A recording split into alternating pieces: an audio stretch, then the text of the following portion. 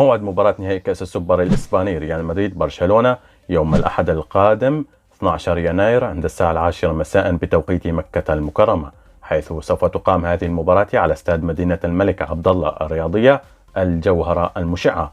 وسيقوم بالتعليق على هذه المباراة كل من فارس عوض وفهد العتيبي وعبد الله الحربي، وسأقوم أنا أيضا ببث هذه المباراة هنا على هذه الصفحة بإذن الله تعالى، فكونوا معنا على الموعد. لا تنسونا من المتابعة واللايك، وشكرا لكم وإلى اللقاء.